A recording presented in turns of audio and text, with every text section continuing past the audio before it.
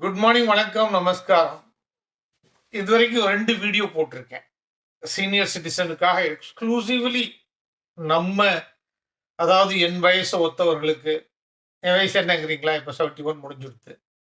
என் வயசு ஒத்தவங்களுக்கு, என்னை விட இன்னும் சீனியர்ஸுக்கு, நம்ம என்ன மாதிரி சீனியர்ஸுக்கு, இல்லை என்னை விட வயசு கம்மியாக 60லேருந்து 70க்குள்ள எல்லாருக்காகவும் 2 வீடியோ போட்டிருந்தேன். அந்த வீடியோஸ் பார்க்கலன்னாக்கா தயவு செய்து பார்த்துட்டு அப்புறம் இந்த வீடியோக்கு வந்தீங்கன்னாக்கா ரொம்ப இன்ட்ரெஸ்டிங்காக இருக்கும். போன வீடியோல நோ ரெக்ரெட்ஸ் 100% ஹாப்பினஸ் அப்படிங்கிற மாதிரி சில விஷயங்கள் போட்டிருந்தேன். பழச நினைச்சுட்டு சுத்தியலால தலையில அடிச்சுட்டு நெத்தி வீங்கி இருக்கக்கூடாது, நோ ரெக்ரெட்ஸ் அப்படின்னுட்டு. அதை பார்த்த உடனே என்னோட ஃப்ரெண்டு ஒருத்தர் ஃபோன் பண்ணிட்டார். என்ன உனக்கு ரெக்ரெட்ஸே கிடையாதா அப்படின்னு. அது எப்படி இல்லாம இருக்க முடியும்? இருக்கதான் செய்யும். ஆனா டெய்லி இப்படி அடிச்சுட்டு இருக்கிற அளவுக்கு ஒண்ணும் இல்லை. ஆனா ஒரு பெரிய ரெக்ரெட் உண்டு. நிச்சயமா ஒரு பெரிய ரெக்ரெட் உண்டு. அது பணத்தை பத்தியோ பொசிஷனை பத்தியோ இப்படி ஆயிருக்கலாமே அப்படி ஆயிருக்கலாமேனோ அதை பத்தி இல்லை. பெரிய ரெக்ரெட் வந்து ரிலேஷன்ஷிப்பை பத்தி, உறவுகளை பத்தி. ஏன்னா அப்பெல்லாம் நமக்கு முன்னாடி ஜெனரேஷன் பாத்தீங்கன்னாக்க, அதாவது நம்மளோட அம்மா அப்பா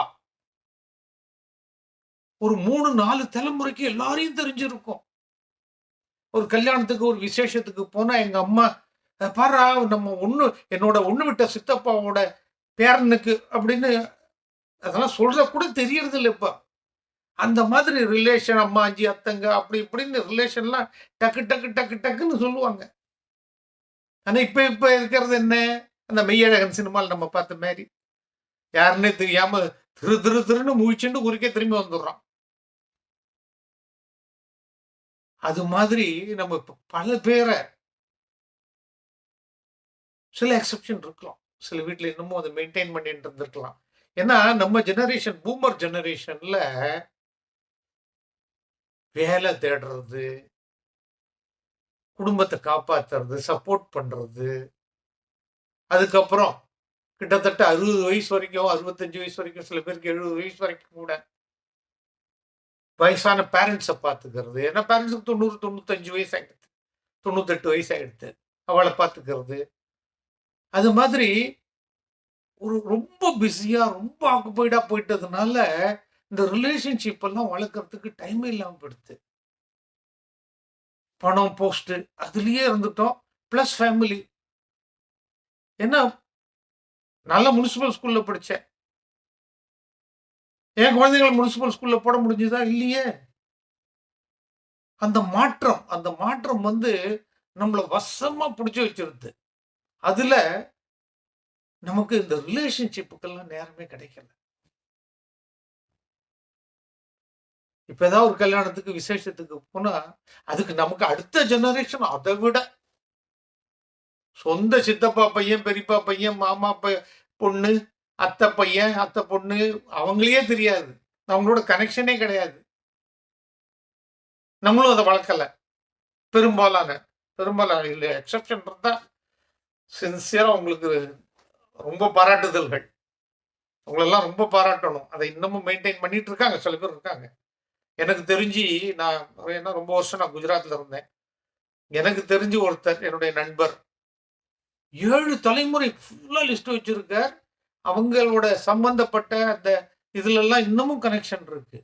சில பர்டிகுலரா இந்தியாவில் சொல்லணும்னா, நான் யாரையும் பிரிச்சு பார்த்து பேச விரும்பல. ஆனா பர்டிகுலரா இந்தியாவில் சொல்லணும்னா குஜராத்தி ஃபேமிலிஸ், மார்வாடி ஃபேமிலிஸ் அந்த கனெக்ஷன் இன்னமும் இருக்கு.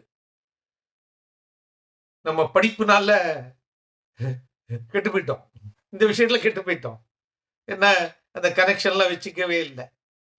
அதுக்கு அடுத்தாப்புல அடுத்த ஜெனரேஷன் ஃபாரின் கண்ட்ரிஸ்க்கு போயாச்சு. நல்லா படிக்க வச்சு எப்படியும் அமெரிக்காவில் போய் எம்எஸ் பண்ணி அப்படியே கூகுள்ல மைக்ரோசாஃப்ட்ல அங்க வேலை பார்ப்பான்னு அனுப்பிச்சாச்சு. அதனால ரிலேஷன்ஷிப் நிறைய பேருக்கு தெரியறது இல்லை. அதனால இப்போ எதுக்காவது ஒரு காரணத்துக்காக சுத்தியல் எடுத்து அடிச்சுக்கிறதுன்னா அது ரிலேஷன்ஷிப்புக்காக தான். யாரு என்னன்னே தெரிய மாட்டேங்கிறது. ஆனா இப்போ லேட்டா இல்லை, திருப்பி அதை கனெக்ட் பண்ணி ரீபில்டு பண்ணுறதுக்கு வாய்ப்புகள் இருக்குது, வசதிகள் இருக்குது. பல பேருக்கும் செய்யலாம். முயற்சி செய்வோமா? நன்றி. மீண்டும் சந்திப்போம்.